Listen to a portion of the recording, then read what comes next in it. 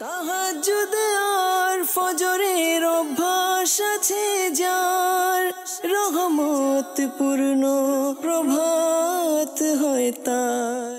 আলহামদুলিল্লাহি রাব্বিল আলামিন ওয়াসসালাতু ওয়াসসালামু আলা সাইয়্যিদিল মুরসালিন। আম্মা বা'দু ফাআউযু বিল্লাহি মিনাশ শাইতানির রাজীম। বিসমিল্লাহির রহমানির রহিম।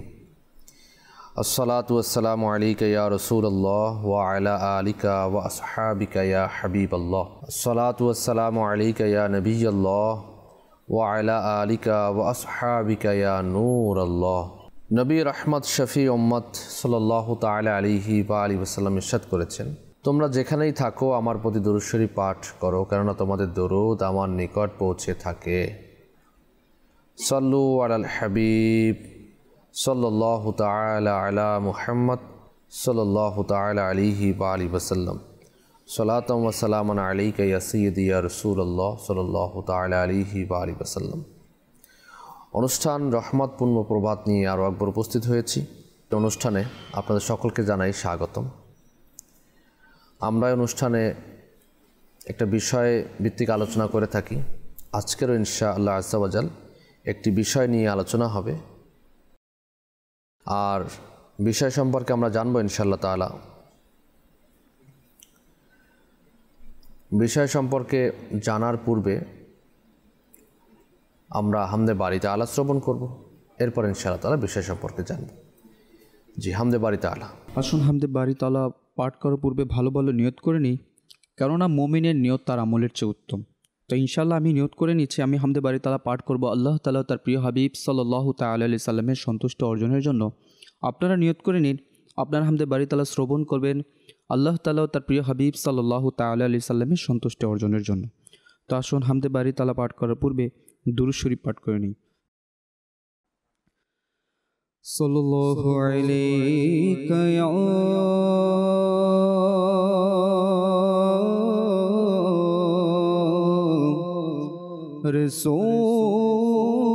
রাসূলুল্লাহ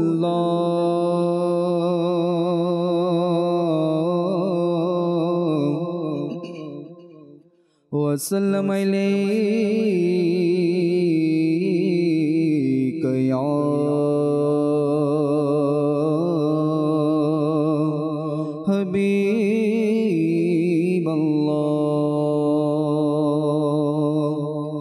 জীবনে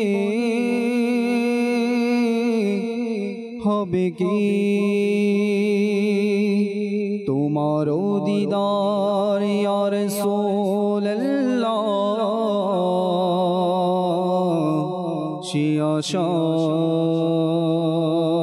রয়েছি আমি গুনাহগার।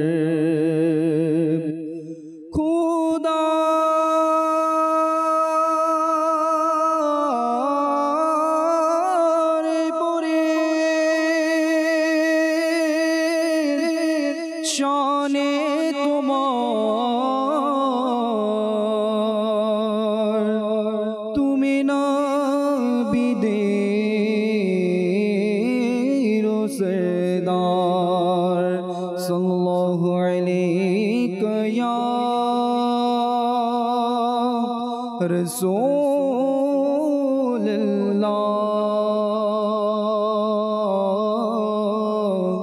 ওয়া সাল্লাম আলাইকা ইয়া হাবিবাল্লাহ।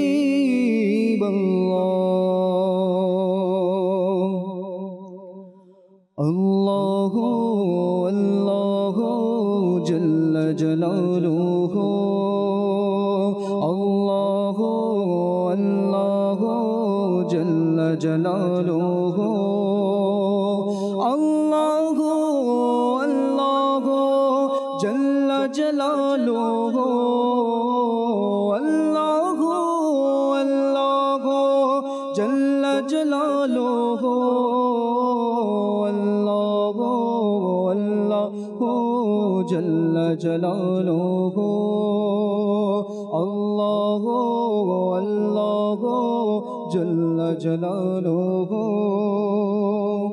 हस्बी रब्बी जल्लल्लाह मा फी क़ल्बी गैरुल्लाह हस्बी रब्बी जल्लल्लाह मा फी क़ल्बी गैरुल्लाह नूरे मुहम्मद सल्लल्लाह नूरे मुहम्मद सल्लल्लाह ला इलाहा इल्लल्लाह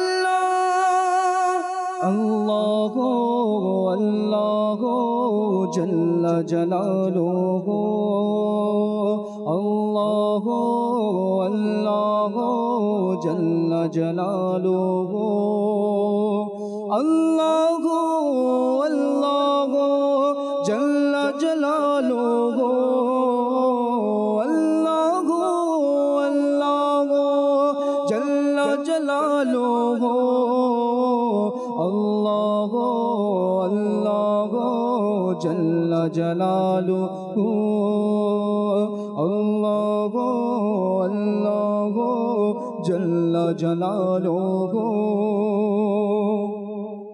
अव्वल आखिर तुमी अल्लाह हाफिज नासिर तुमी अल्लाह अव्वल आखिर तुमी अल्लाह हाफिज नासिर तुमी अल्लाह हाजिर बातिन तुमी अल्लाह हाजिर बातिन तुमी अल्लाह ला इलाहा इल्लल्लाह अल्लाहु अल्लाहु जल्ल जलालुहु अल्लाहु अल्लाहु जल्ल जलालुहु अल्लाहु अल्लाहु जल्ल जलालुहु अल्लाहु अल्लाहु जल्ल जलालुहु अल्लाहु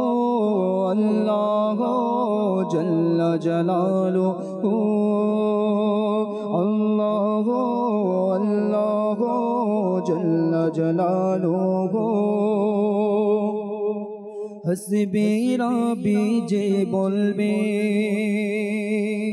रहमत बरकत से पाबे हस्बी रब्बी जे बोलबे रहमत बरकत से पाबे हस्बी रब्बी जे बोलबे रहमत बरकत से पाबे हस्बी रब्बी जे बोलबे रहमत बरकत से पाबे उद्देश्य पूर्ण হবে उद्देश्य पूर्ण হবে ला इलाहा इल्लल्लाह अल्लाहु अल्लाहु जल्ल जलालुहु अल्लाहु अल्लाहु जल्ल जलालुहु अल्लाहु अल्लाहु जल्ल जलालुहु अल्लाहु अल्लाहु जल्ल जलालुहु अल्लाहु अल्लाहु जल्ल जलालुहु खुले जाबे जन्नतेर द्वार निभे जाबे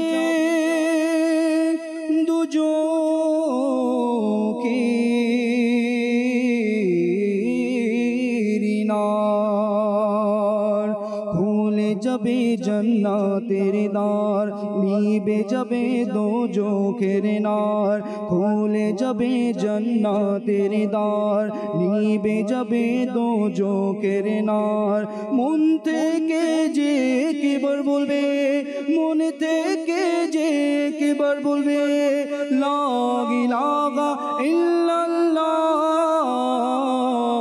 আল্লাহু আল্লাহু জল্ল জলালুহু আল্লাহু আল্লাহু জল্ল জলালুহু আল্লাহু আল্লাহু জল্ল জলালুহু আল্লাহু আল্লাহু জল্ল জলালুহু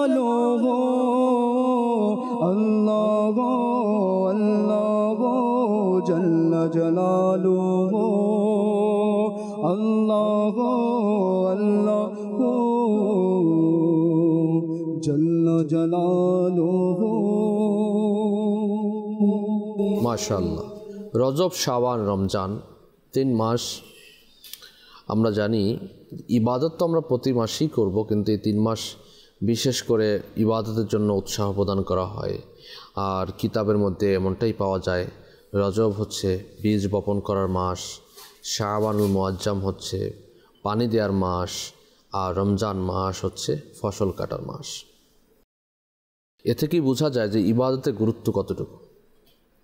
আর এই ইবাদত হচ্ছে নফল ইবাদত, নফল রোজা, নফল নামাজ, নফল কিছু যদি করা হয়। হাদিসে পাকের মধ্যে আসছে বান্দা ফরজের পাশাপাশি নফল ইবাদতের কারণে আল্লাহ তাআলার নৈকট্য হাসিল হয়। তো আজকের আমরা বিষয় নিয়েছি নফল ইবাদত। নফল ইবাদত সম্পর্কে আমরা কিছু আলোচনা করব ইনশাআল্লাহ। স্টুডিওতে উপস্থিত রয়েছেন আমাদের কামরুজ্জামান ভাই এবং ফজলে রাব্বি ভাই।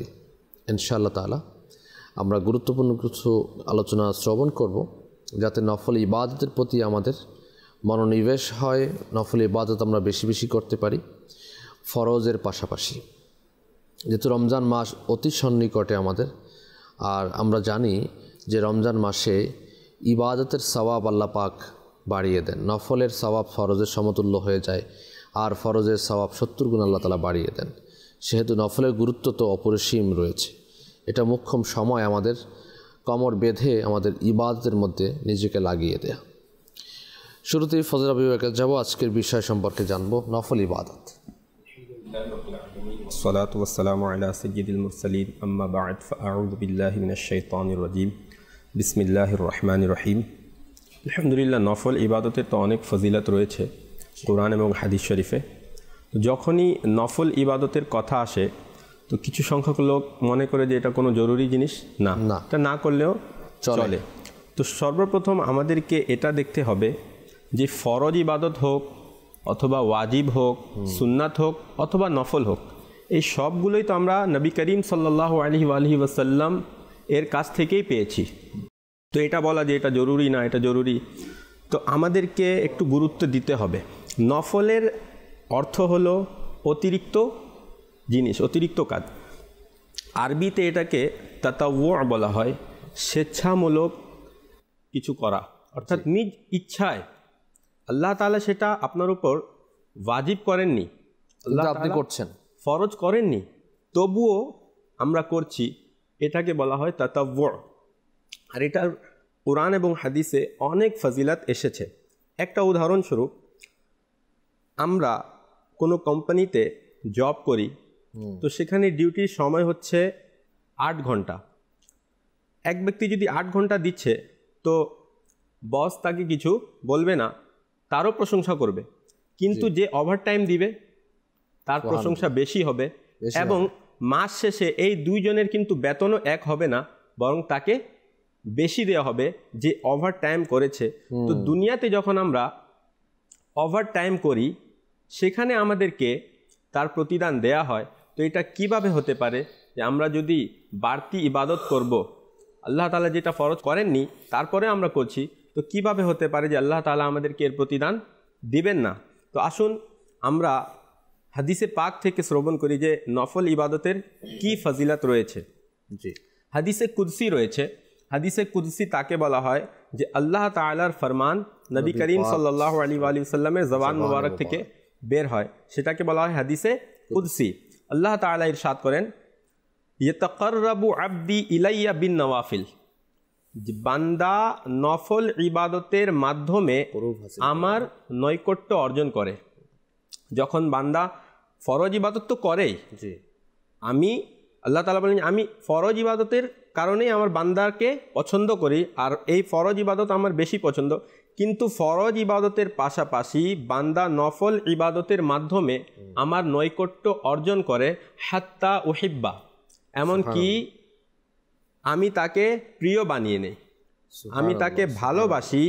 তো যখন আমি তাকে ভালোবাসি তো সে আমার কাছে যা চায় আমি তাকে দান করি। আল্লাহ, সে আমার কাছে যদি আশ্রয় চায় তবে আমি অবশ্যই তাকে আশ্রয় প্রদান করি। তো বুঝা গেল নফল ইবাদত তো আল্লাহ তাআলার নৈকট্য অর্জনের মাধ্যম।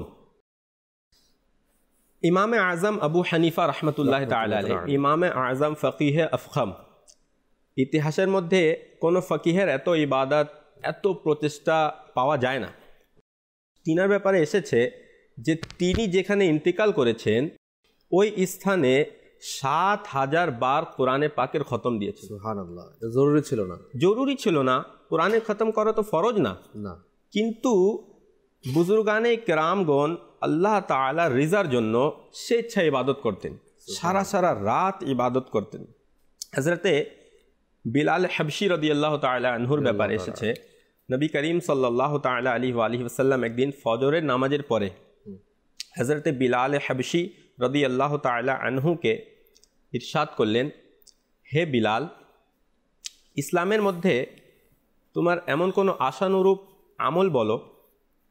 তো বিলাল রাদিয়াল্লাহু তাআলা আনহু আরজ করলেন যে, ইয়া রাসূলুল্লাহ, এমন কোনো আশানুরূপ কাজ তো আমি করিনি, কিন্তু যখনই আমি অজু বা গোসল করি আমি অবশ্যই নামাজ পড়ে নিই, অর্থাৎ তাহিয়াতুল ওয়াজুয়ের নামাজ আদায় করি।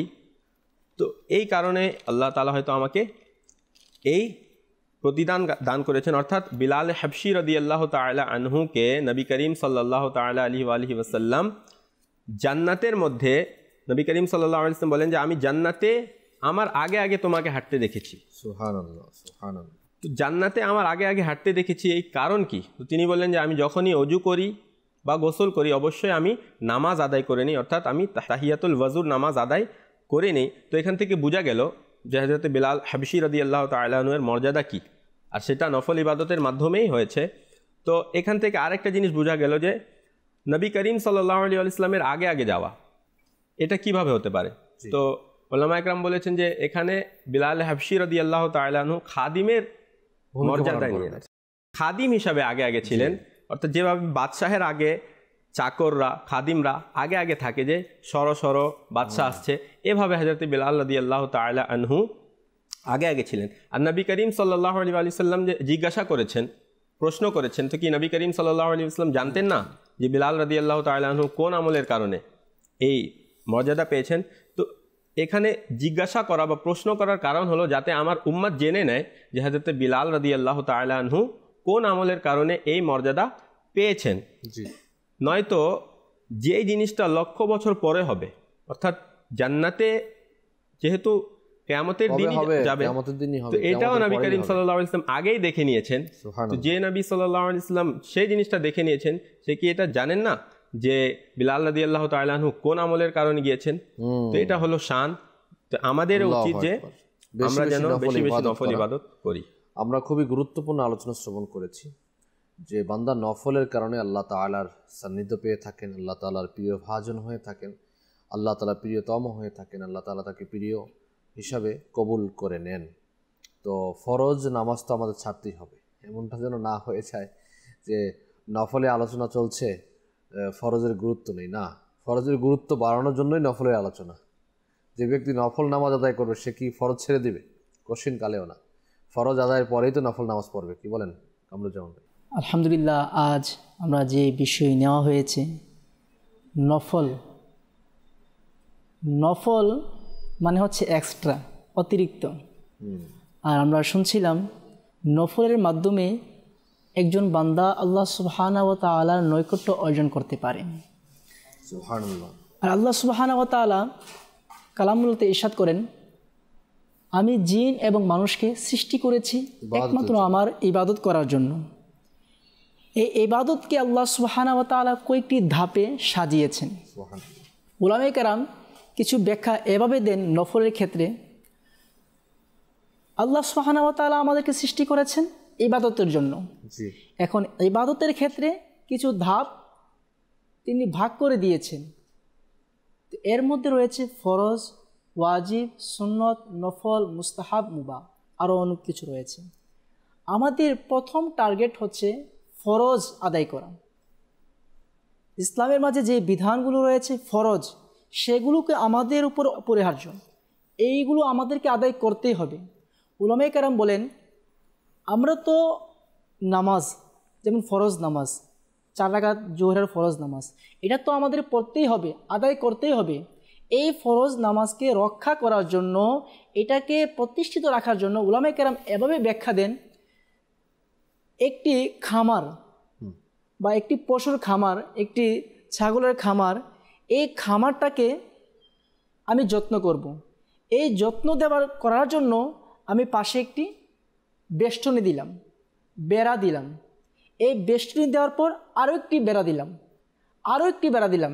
ঠিক তদ্রুপভাবে উলামায়ে কেরাম বলেন আমাদের মেইন টার্গেট হচ্ছে ফরজকে রক্ষা করা, ফরজকে আদায় করা।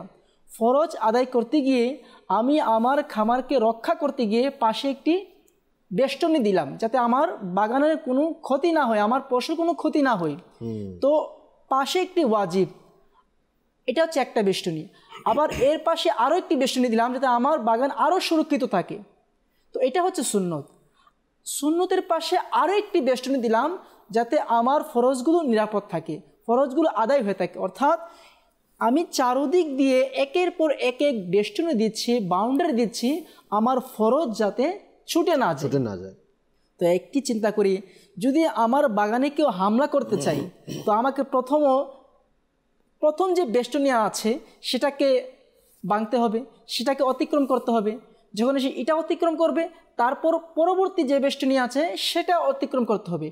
এক এক করে 2-3টি ধাপ অতিক্রম করে আমার বাগানে প্রবেশ করতে হবে। তাই আল্লাহ সুবহানাহু ওয়া তাআলা এই আমলগুলিকে এভাবে সাজিয়েছেন, যদি কোনো বান্দা নফল নামাজ আদায় করে তার দ্বারা কখনো সুন্নত নামাজ তরক হবে না। যদি কোনো নামাজ ব্যক্তি সুন্নত আদায় করে তার দ্বারা ফরজ কখনো তরক হবে না। অর্থাৎ উলামায়ে কেরাম বলেন আমাদের মেইন টার্গেট হচ্ছে ফরজকে রক্ষা করা। আর ফরজকে রক্ষা করতে গিয়ে আমরা সুন্নত আদায় করছি, নফল আদায় করছি, মুস্তাহাব আদায় করছি, মুবাহ আদায় করছি, যাতে আমাদের ফরজগুলো রক্ষা পেয়ে যায়। এই ফরজের ব্যাপারে অনেক ফজিলত তো হাদিস কারিমার মধ্যে আছে, আর নফলের ব্যাপারেও অনেক ঘটনা, অনেক হাদিসে কারিমা বর্ণনা রয়েছে। আল্লাহ রাসূল সাল্লাল্লাহু তাআলা আলাইহি সাল্লাম এর দরবারে এক সাহাবী কিছুক্ষণ অবস্থান করলেন এবং রাসূল করিম সাল্লাল্লাহু তাআলা আলাইহি সাল্লামের উযু বা আসবাবপত্র তিনি সাহায্য করে দিলেন। তো রাসূল পাক সাল্লাল্লাহু আলাইহি সাল্লাম ইরশাদ করলেন, সাল, এ সাহাবী তুমি আমার কাছে চাও, কি চাইবে? বলি, ইয়া রাসূলুল্লাহ, আমি আপনার নিকট জান্নাতে আপনার সাথে থাকতে চাই। সুবহানাল্লাহ। রাসূল করিম সাল্লাল্লাহু আলাইহি সাল্লাম, আগায়রা যালিকা, এটা ব্যতীত অন্য কিছু চাও? বলল, যালিকা ইয়া রাসূলুল্লাহ, আমি এটাই চাই। হুজুর করিম সাল্লাল্লাহু তাআলা আলাইহি সাল্লাম ইরশাদ করেন, ফাইন্নী আলা নাফসিকা বিকাসরাতিস সুজুদ, অর্থাৎ তুমি নফল ইবাদতের মাধ্যমে, নফল নামাজের মাধ্যমে তুমি আরো মশগুল হয়ে যাও, আরো লিপ্ত হয়ে যাও। তো এখানে বোঝা যায় যে নফলের কত গুরুত্ব। এই সাহাবী তো ফরজ আদায় করে রাসূল পাক সাল্লাল্লাহু তাআলা আলাইহি ওয়াসাল্লাম এর নিকট জান্নাত চাওয়ার কারণে, জান্নাতের প্রতিবেশিত চাওয়ার জন্য রাসূল করিম সাল্লাল্লাহু আলাইহি ওয়াসাল্লাম ইরশাদ করলেন, তুমি প্রতিনিয়ত সেজদা করো, নফল নামাজ আদায় করো। আর হাদিসে পাকের মধ্যে বর্ণিত রয়েছে, হুজুর পাক সাল্লাল্লাহু তাআলা আলাইহি ওয়াসাল্লাম ইরশাদ করেন, অর্থাৎ আল্লাহ সুবহানাহু ওয়া তাআলার নিকট সর্বোত্তম আমল সেটা যেটা সর্বদা করা হয়, লাগাতার করা হয়, ধারাবাহিকভাবে করা হয়। ওয়া ইনকাল, আগারছে যদিও বা এই আমলটি ছোট হয়ে থাকে, কম হয়ে থাকে, এই আমলটা আল্লাহ সুবহানাহু ওয়া তাআলার দরবার অনেক পছন্দনীয় হয়ে থাকে, কন্টিনিউ যেটা করা। যেমন কিতাবের মধ্যে আসছে, হযরত সাইয়েদুনা হাসান বসরি রাহমাতুল্লাহি তাআলা এর সম্বন্ধে তিনি বলেন, আমার এত ইবাদত, রিয়াজত, সাধনা, ইলম কোনো কিছু কাজে আসেনি, আল্লাহ সুবহানাহু ওয়া তাআলার দরবারে একটা আমল কাজে এসেছে। সেটা কি? হযরত সাইয়েদুনা হাসান বসরি রাদিয়াল্লাহু তাআলা আনহু তিনি বলেন, আমি যখন প্রতিনিয়ত রাতের শেষাংশে 2 রাকাত নফল নামাজ আদায় করতাম, ওই 2 রাকাত নফল নামাজ আদায় করার বরকতে আল্লাহ সুবহানাহু ওয়া তাআলা আমার সমস্ত গুনাহকে মাফ করে দিয়েছেন এবং আমাকে আলিশান জান্নাত দান করেছেন। সুবহানাল্লাহ। আসলে নফলের সওয়াব অনেক রয়েছে, আর নফলের মাধ্যমে বান্দার শান ও শওকত, মান ও মর্তবা এটা বেড়ে যায় আল্লাহ পাকের দরবারে। আমাদের উচিত ফরজ তো আমরা অবশ্যই পালন করব, পাশাপাশি নফল ইবাদত করবো ইনশাল্লাহ। কিছু কল আমরা নিয়ে নিই, এরপর আসবো ইনশাল্লাহ আমরা আবারও টপিকের মধ্যে। পার্টিকুলার আমরা কিছু আলোচনা আজকে করব রমজান মাস যেহেতু সামনে, আমরা কিভাবে রমজান মাসকে নফল ইবাদত দ্বারা সাজাতে পারি সে বিষয়টা আমরা ইনশাআল্লাহ তাআলা আজকের তুলে ধরার চেষ্টা করব। কল চালিয়ে দিন। আমার নাম প্রফুল উদ্দিন, চুয়াডাঙ্গা থেকে। 2 ভাগ না মদিনা মদিনা ওই গজলটা আমি শুনতে চাইছিলাম। মদিনা মদিনা গজল শুনতে চাচ্ছেন ইনশাআল্লাহ। নেক্সট। আমার নাম মোহাম্মদ দেলোয়ার হোসেন, জামালপুর থেকে বলছি। আপনাদের মাদানী চ্যানেলটা তো ভালো লাগে। যেদিন থেকে আমি আমার এই চ্যানেলটা চোখে পড়ছে, আমি এই চ্যানেল ছাড়া আমি অন্য কোনো চ্যানেল আর দেখি না। আচ্ছা আচ্ছা, নিজে দেখুন, অপরকে দেখতে উৎসাহিত করুন। Next call. আমার নাম বলছিলাম আমার জন্য দোয়া করেন, আমি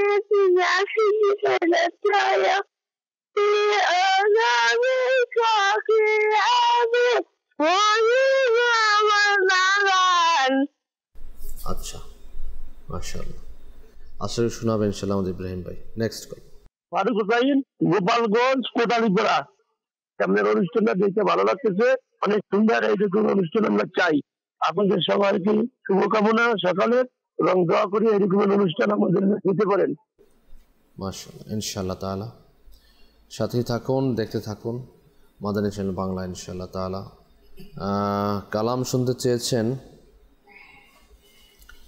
প্রিয় মদিনা ট্যুরে যাব কেমন করে, শোনানো হবে ইনশাআল্লাহ তাআলা। এরপরে ইব্রাহিম হুজুরের কাছে নাচ শুনতে চাই, ছাড়ো চিন্তা পৃথিবীর। মাশাআল্লাহ। জি ইব্রাহিম ভাই।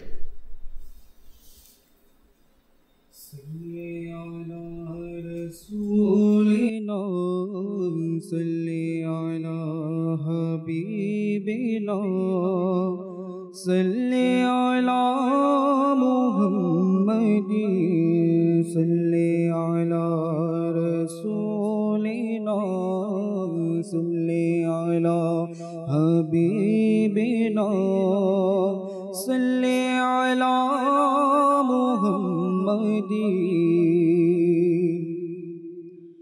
জীবনে হবে কি তোমার রোদি দরিয়া রাসূলুল্লাহ জীবনে রে কোথায় যাব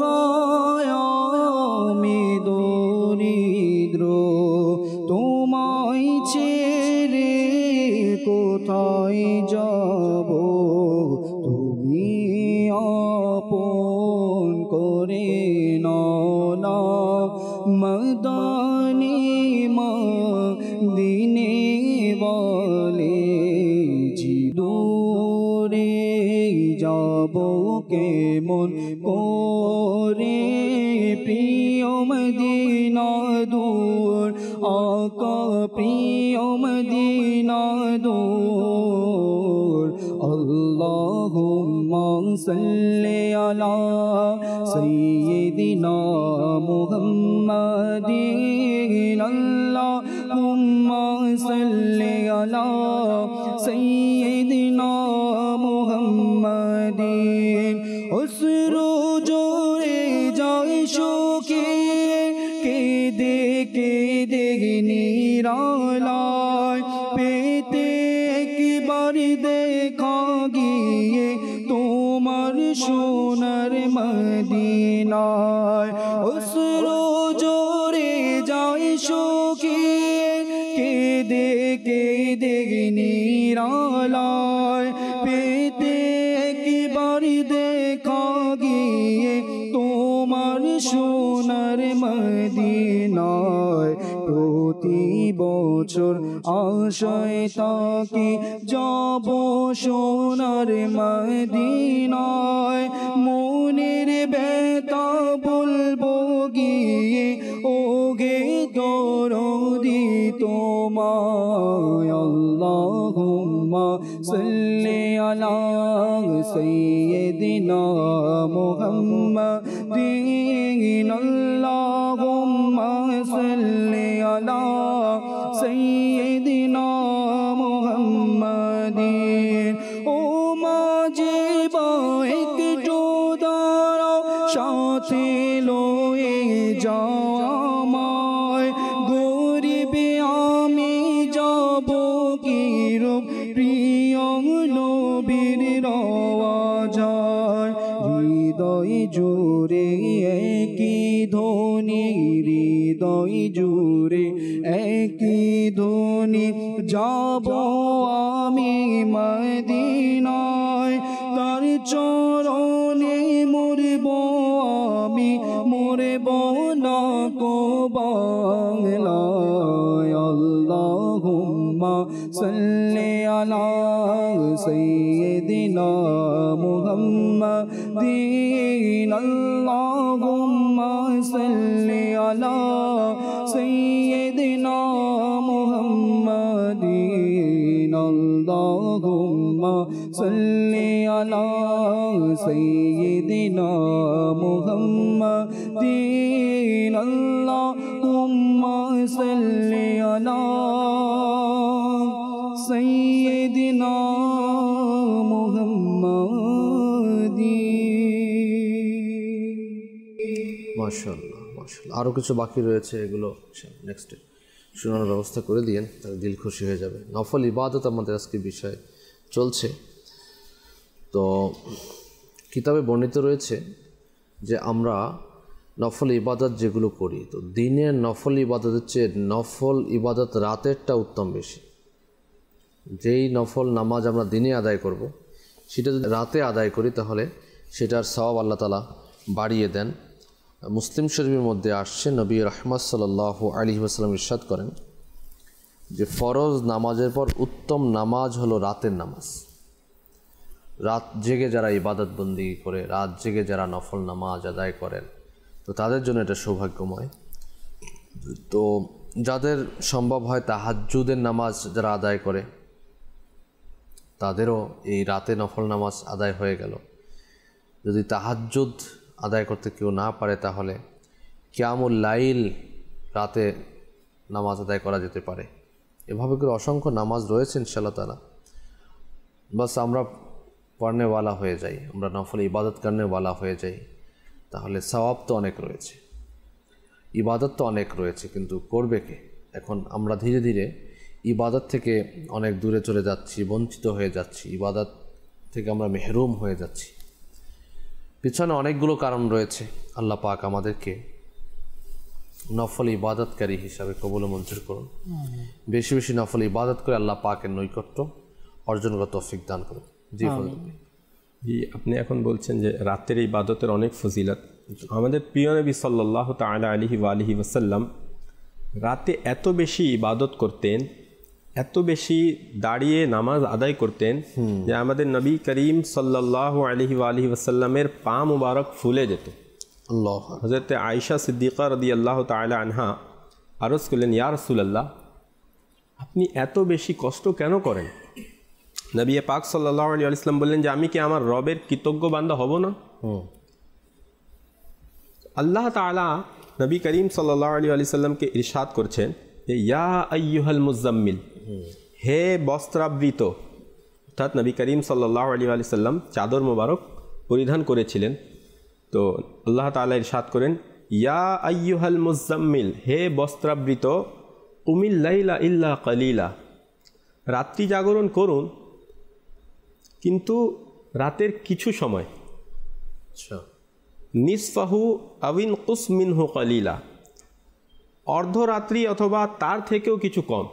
অর্থাৎ আল্লাহ তাআলা নিজের হাবিবকে ইরশাদ করেছেন যে আপনি রাত্রি জাগরণ করুন কিন্তু অর্ধরাত অথবা তার থেকেও কিছু কম। অর্থাৎ আমাদের নবী করিম সাল্লাল্লাহু আলাইহি ওয়াসাল্লাম এত বেশি ইবাদত করতেন, আর আমাদের নবী আল্লাহ তাআলার শুকরিয়া আদায় করতেন। অথচ আল্লাহ তাআলা বলেন যে হে হাবিব, আমি আপনাকে এত দান করব যে আপনি রাজি হয়ে যাবেন। যে আল্লাহ আমাদের নবীর রিজা, আমাদের নবীর সন্তুষ্টি চায়, সেই নবী আল্লাহ তাআলার রাত জেগে এত ইবাদত করেন। হযরতে ফাতেমা রাদিয়াল্লাহু তাআলা আনহা এর ব্যাপারে এসেছে, ইমাম হাসান রাদিয়াল্লাহু তাআলা আনহু তিনি বলেন যে আমি আমার আম্মাকে দেখতাম, আমি আমার মাকে দেখতাম যে সারা রাত বাসার মধ্যে যে নামাজের জায়গা ছিল সেখানে সারা রাত নামাজে কাটিয়ে দিতেন। আল্লাহ। এমনকি ফজরের আজান হয়ে যেত। আল্লাহ। মাওলা আলী রাদিয়াল্লাহু তাআলা আনহু থেকে বর্ণিত, নবী করিম সাল্লাল্লাহু আলাইহি ওয়া আলিহি ওয়াসাল্লাম ইরশাদ করেছেন, জান্নাতে একটি বালাখানা রয়েছে, যার বাহিরের দৃশ্য ভিতর থেকে এবং ভিতরের দৃশ্য বাহির থেকে অবলোকন করা যায়। আচ্ছা। একজন বেদুইন গ্রাম্য লোক দাঁড়িয়ে আরজ করল, ইয়া রাসূলুল্লাহ, এটা কার জন্য? এই বালাখানা কার জন্য? তো নবী পাক সাল্লাল্লাহু আলাইহি ওয়াসাল্লাম ইরশাদ করলেন, এটা ওই ব্যক্তির জন্য যে নম্র ভাষায় কথোপকথন করে, নম্র ভাষায় কথা বলে, আচ্ছা, অপরকে খাবার পরিবেশন করে, খাবার খাওয়ায়, বিরতিহীনভাবে রোজা রাখে, সুবহানাল্লাহ, রাতে জাগ্রত হয়ে আল্লাহর সন্তুষ্টির জন্য নামাজ আদায় করে। দেখেন, এখানে কিছু আমলের কথা বলা হয়েছে। এক তো নম্র ভাষায় কথা বলা, আমরা চেষ্টা করি, অথচ আজকাল দেখা যায় যে মানুষ একে অপরের সাথে নম্রভাবে কথা বলে না। অনেকে বলে যে আমরা ভদ্র লোকের সাথে ভদ্র, আর যারা খারাপ আচরণ করবে আমরাও খারাপ আচরণ করব। এটা ইসলাম আমাদেরকে শিক্ষা দেয় না। ভদ্রের সাথে তো ভদ্র আচরণ আপনি, হবে, হ্যাঁ, কিন্তু এখানে আপনি আপনার সাথে যে আচরণ খারাপ করছে আপনি তার সাথেও ভালো আচরণ করেন, ইসলাম এটা শিক্ষা দেয়। তো এটা একটা আমল। আর অপরকে খাবার খাওয়ানো অনেক বড় সওয়াবের কাজ। সুবহানাল্লাহ। এক ব্যক্তি আরজ করলে, ইয়া রাসূলুল্লাহ, ইসলামের মধ্যে সবচেয়ে উত্তম আমল কোনটি? নবী পাক সাল্লাল্লাহু আলাইহি ওয়াসাল্লাম বললেন যে অপরকে খাবার খাওয়ানো এবং সালাম করা, এটা হচ্ছে ইসলামের মধ্যে উত্তম আমল। তারপরে বিরতিহীনভাবে রোজা রাখা, অর্থাৎ নফল রোজা রাখা। রমজানের রোজা তো রাখতেই হবে, সেটা ফরজ করেছেন আল্লাহ তাআলা। নফল রোজা রাখা, তো ওলামা একরামগণ এটাও বলেছেন যে বিরতিহীনভাবে রোজা রাখা, অর্থাৎ কেউ যদি মাসে 3 দিনও রোজা রাখে, আইয়ামে বিজে রোজা যাকে বলা হয়, 13, 14, 15 তারিখের রোজা আরবি মাসের, এটারও অনেক ফজিলাত রয়েছে। এবং রাতও জাগ্রত হয়ে ইবাদত করা। ইমামে গজালি রহমতুল্লাহ তাআলা আলাইহির ব্যাপারে এসেছে, আমরা জানি যে ইমামে গজালি রহমতুল্লাহ তাআলা আলাইহি কত বড় তাসাউফের ইমাম, ইবাদত, রিয়াজত, এবং তার কিতাব পড়ে মানুষ নেককার হয়ে যায়। ইমামে গজালির বড় বড় কিতাব, ইহয়াউল উলুম, মিনহাজুল আবিদিন, মুকাশিফাতুল কুলুব, এগুলা কিতাব। তো ইমামে গজালি রহমতুল্লাহ তাআলা আলাইহির ইন্তিকালের পর ইমামে গজালি রহমতুল্লাহ তাআলা আলাইহিকে কেউ স্বপ্নে দেখে জিজ্ঞাসা করলো, হুজুর, আল্লাহ তাআলা আপনার সাথে কীরূপ আচরণ করেছেন, অর্থাৎ কী হলো? তো ইমামে গজালি রহমতুল্লাহ তাআলা আলাইহি বলেন যে রাতে উঠে যে 2 রাকাত নফল পড়তাম, সে কারণেই আল্লাহ তাআলা মাগফিরাত দান করেছেন। সুবহানাল্লাহ, সুবহানাল্লাহ। আসলে ইমামে গজালি কি ফরজ আদায় করতেন না? অবশ্যই করতেন, ওয়াজিবও করতেন, সবকিছু করতেন। কিন্তু আল্লাহ তাআলার দরবারে কোনটি পছন্দনীয় হয়েছে? সেটা হলো রাতের নামাজ। তো আমাদের উচিত যে নামাজ আদায় করা, রাতের নামাজ। মূলত যারা আল্লাহ তাআলা প্রিয় ভাজন হয়েছেন, আল্লাহ পাক যাদের উপর রাজি হয়েছেন, যাদেরকে আমরা আল্লাহর ওলি হিসাবে সাব্যস্ত করি, মানি, যাদের ওসিলা দিয়ে আমরা দোয়া করি, তাদের জীবনী যখন আমরা অধ্যয়ন করব, তখন দেখা যাবে যাদের জীবনের মধ্যে নফল ইবাদত ওতপ্রোতভাবে জড়িত রয়েছে।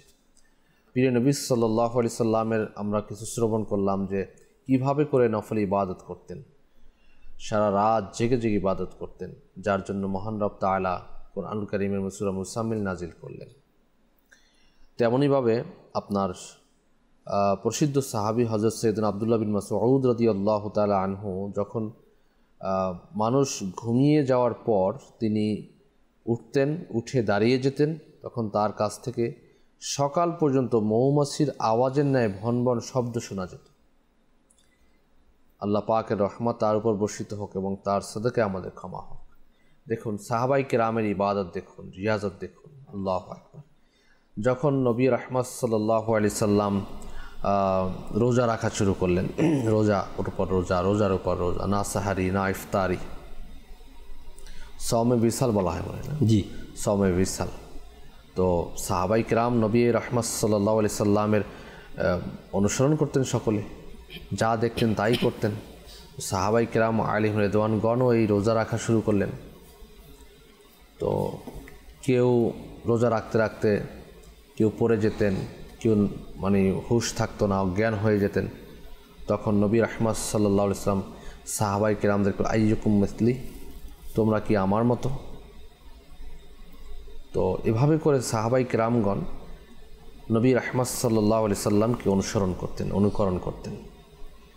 তো তো আমরাও যদি অনুকরণ করি সাহাবাই কেরামকে, নবী রাহমাত সাল্লাল্লাহু আলাইহি সাল্লামকে, এবং হাদিসে কারিমার মধ্যে যে নফল ইবাদতের কথা বলা হয়েছে, এই নফল ইবাদতের প্রতি যদি আমরা একটু নজর দিই, তাহলে দেখা যাবে যে আমরা অনেক অংশে আল্লাহ পাকের নৈকট্য হাসিল করতে পারবো। আমরা অনেক সমস্যার সম্মুখীন রয়েছে, এগুলো দূর হয়ে যাবে ইনশাআল্লাহ আজ্জা ওয়া জাল। তো নিয়ত করে ইনশাআল্লাহ আমরা নফল ইবাদত করবো ইনশাআল্লাহ তাআলা। নিয়ত কিভাবে হতে পারে কামরুজ্জামান ভাই? ফজিলাতের দিক চাইতে হবে মনে হয় আমাদের।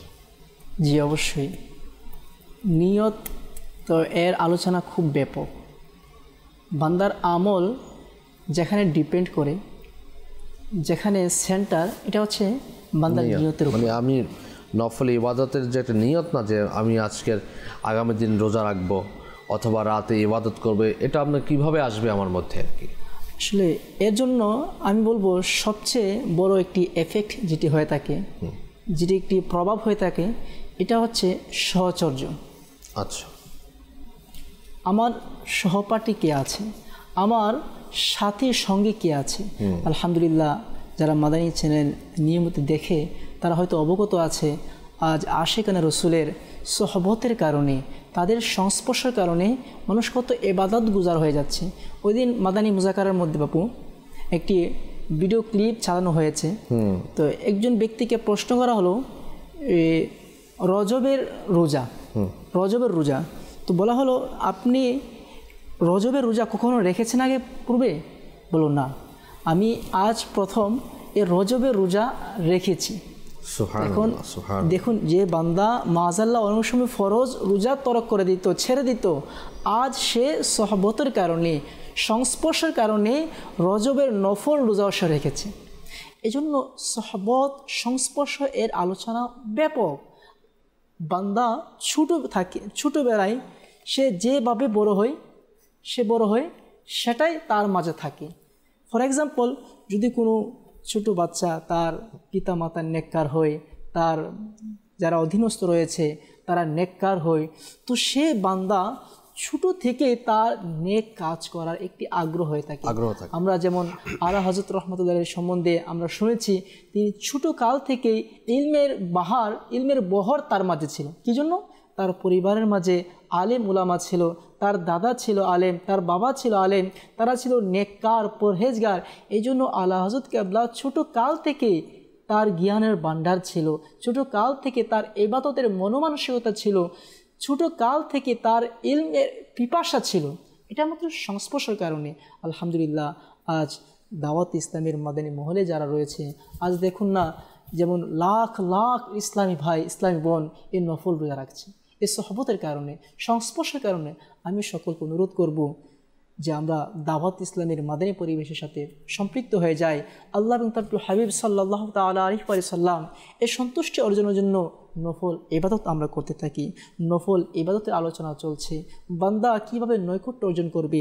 বুখারী শরীফের 6502 নং হাদিসে পাকের মধ্যে রয়েছে, আবু হুরায়রা রাদিয়াল্লাহু তাআলা আনহু থেকে বর্ণিত, নবিকুল সরদার হুজুর সাল্লাল্লাহু তাআলা আলাইহি ওয়া সাল্লাম ইরশাদ করেন, যে কোনো অলিকে, যদি কোনো ব্যক্তি আমার অলিকে কষ্ট দিল, আমি তার সাথে যুদ্ধের ঘোষণা করে দিলাম। আল্লাহ। এবং বান্দা আমার নৈকট্যে সবচেয়ে বেশি ফরজের মাধ্যমে অর্জন করে। প্রথমে বলা হয়েছে ফরজের মাধ্যমে আমার সবচেয়ে বেশি নৈকট্য অর্জন করে, এবং নফলের মাধ্যমে ধারাবাহিকভাবে নৈকট্য অর্জন করে, এবং আমি তাকে ভালোবাসতে থাকি। সুবহানাল্লাহ। এই হাদিসে কারিমার মধ্যে ফরজের আলোচনা এসেছে, নফলের আলোচনা এসেছে। ফরজ তো আমাদেরকে করতেই হবে, আবশ্যক, অপরিহার্য।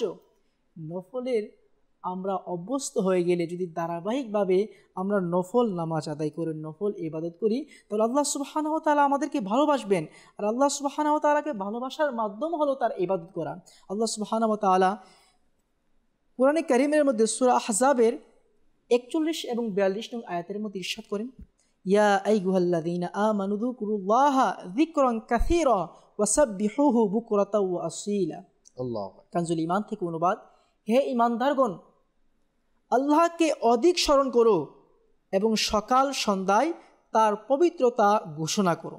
হুজুর করিম সাল্লাল্লাহু তাআলা আলাইহি ওয়াসাল্লাম ইরশাদ করেন, মান আহাব্বা শাইআন আকথারা যিকরাহু, যদি কোনো ব্যক্তি কাউকে ভালোবাসে তার জিকির অধিক হারে করবে, স্মরণ অধিক হারে করবে।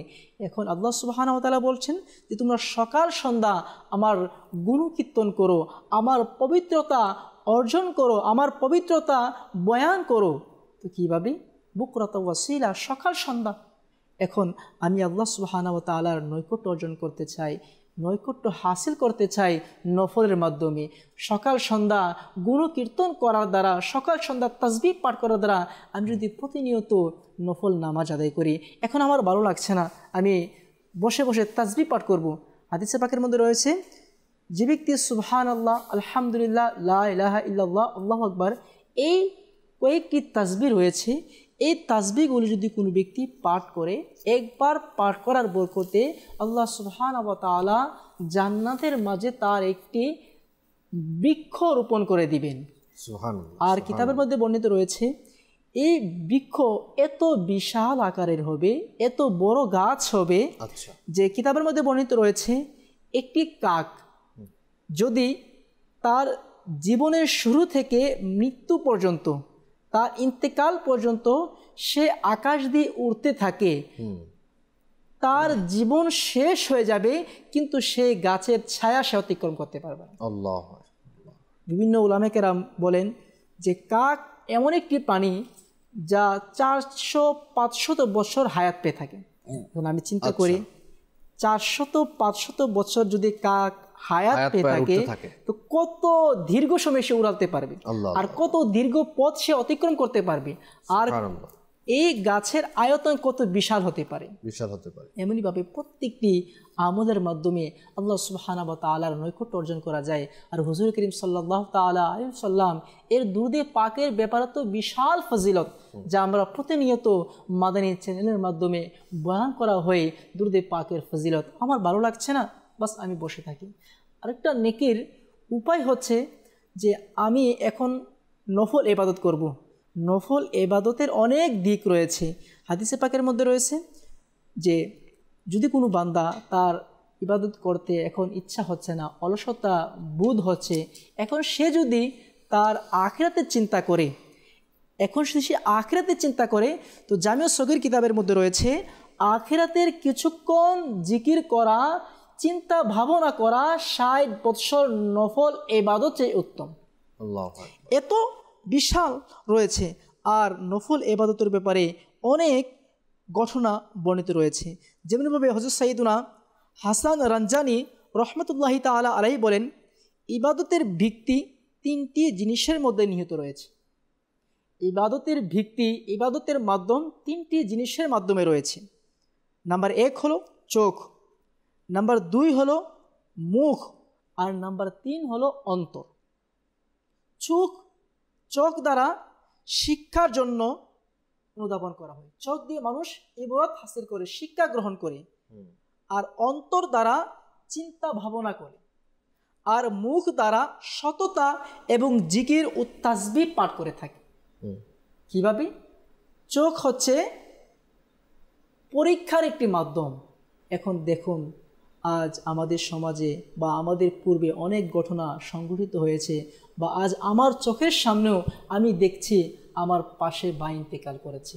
আমি এই চোখ দ্বারা অবলোকন করেছি, এই চোখ দ্বারাকে আমি শিক্ষা নিতে পারি না? আমি দেখছি আমার ভাই গুনাহ করছে, আমি কি এখান থেকে শিক্ষা অর্জন করতে পারছি না? আমি দেখছি আশিকানা রসুলগণ দাওয়াত ইসলামের মাদানী পরিবেশে নফল ইবাদত করছে, আমি কি এখান থেকে শিক্ষা গ্রহণ করতে পারি না? মূলত মানসিকতার পরিবর্তন আমাদের হওয়া উচিত, মানসিকতা দরকার। যেমন বুজুর্গানে কিরামের ঘটনা যদি আমরা শ্রবণ করি, তখন দেখা যায় তারা কত কত নফল ইবাদত করতেন, জিয়াজত করতেন, নিজের নফসকে তারা কিভাবে দমন করতেন। আল্লাহ পাক আমাদেরকে নসিব করুন। সাইয়্যিদুনা আব্দুল আজিজ বিন রওয়াদ রহমতুল্লাহি তাআলা আলাইহি প্রতি রাতে শয়ন করার জন্য নিজের বিছানায় আসতেন এবং বিছানায় হাত বুলিয়ে বলতেন, তুমি নরম মুলায়েম, কিন্তু আল্লাহ তাআলা শপথ, জান্নাতে তোমার চাইতে উত্তম নরম বিছানা মিলবে। সারা রাত নামাজ আদায় করতেন। সাইয়্যিদুনা সিলা বিন সাম রহমতুল্লাহ আলাইহি সারা রাত নামাজ আদায় করতেন। যখন সাহরির সময় হতো তখন আল্লাহ তাআলার দরবারে আরজ করতেন, হে আল্লাহ, আমার মতো মানুষ তো জান্নাত চাইতে পারে না, কিন্তু তুমি তোমার রহমতের মাধ্যমে আমাকে জাহান্নাম থেকে মুক্তি দাও। আল্লাহু আকবার, আল্লাহু আকবার।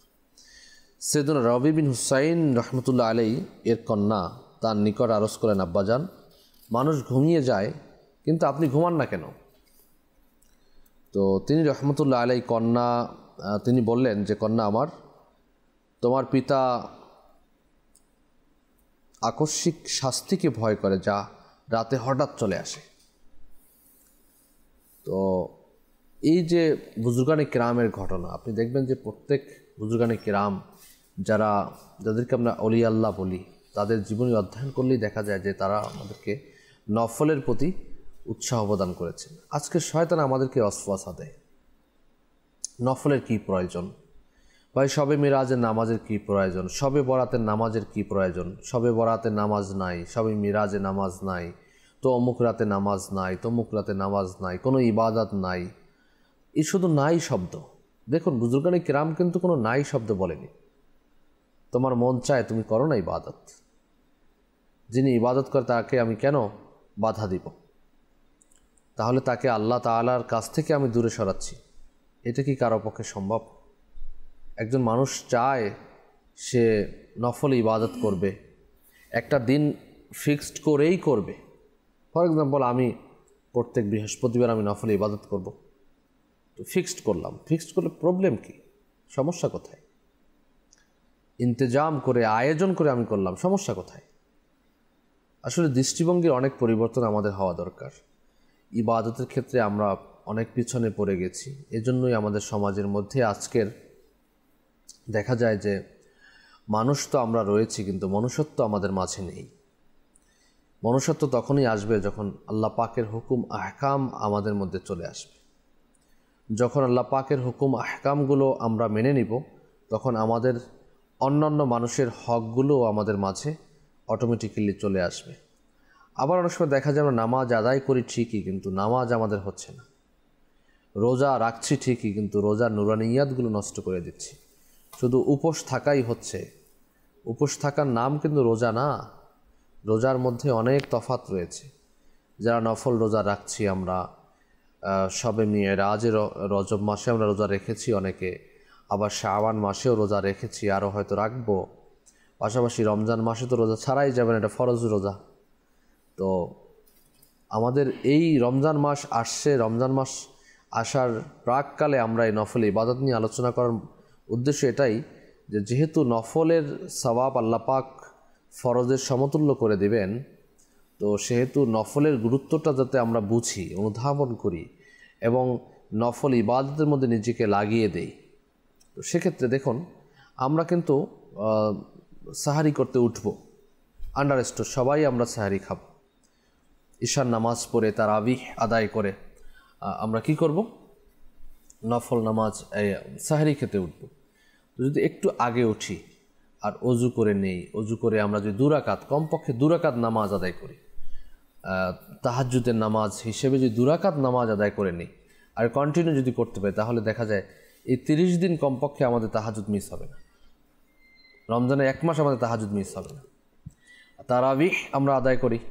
এখন তারাবিহ নিয়েও অনেকের অনেক রয়েছে। এখানেও দেখুন, কেউ যদি 20 রাকাত নামাজ আদায় করেন, তাহলে আপনার আমার সমস্যা কোথায়? সে তো আল্লাহর ইবাদত করছেন না। আপনি বলবেন আপনি 8 রাকাত ছাড়া আর কোনো তারাবি নেই। আচ্ছা, 12 রাকাত যিনি পড়বেন, 12 রাকাত নামাজ যিনি পড়বেন, এই 12 রাকাতে কতগুলো সিজদা? 2টা সিজদা করে হিসেব করেন। সে 24টা সিজদা থেকে আপনি মেহরুম করছেন তাকে।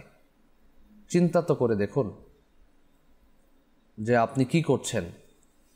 তো এই ধরনের কার্যকলাপ থেকে আমাদের হেফাজত থাকা উচিত। রমজান আসছে আমাদের মাঝে, যত বেশি ইবাদত করা যায়, যত বেশি ইবাদত করা যায়, যত বেশি নামাজ আদায় করা যায়, যত বেশি নিজেকে ইবাদতের মধ্যে নিয়োজিত রাখা যায়। আপনি পারলে দৈনিক আপনি সালাতুত তাসবিহ নামাজ আদায় করেন, আপনি অজু করেছেন, তাহিয়াতুল ওযুর নামাজ আদায় করেন, তাহিয়াতুল মসজিদের নামাজ আদায় করেন, ইশরাক ও চাশতের নামাজ আদায় করেন, আওয়াবিনের নামাজ আদায় করেন। এইগুলো নফল ইবাদত। এই নফল ইবাদতগুলোর মধ্যে আমাদের নিজেকে লাগিয়ে রাখতে হবে। আল্লাহ পাক আমাদের তৌফিক দিক। সাল্লু আলাল হাবিব সাল্লাল্লাহু তাআলা আলা মুহাম্মদ সাল্লাল্লাহু তাআলা আলাইহি ওয়া আলিহি ওয়াসাল্লাম। তাহাজ্জুদ আর ফজরের অভ্যাস আছে যার, রহমত পূর্ণ প্রভাত হয় তার।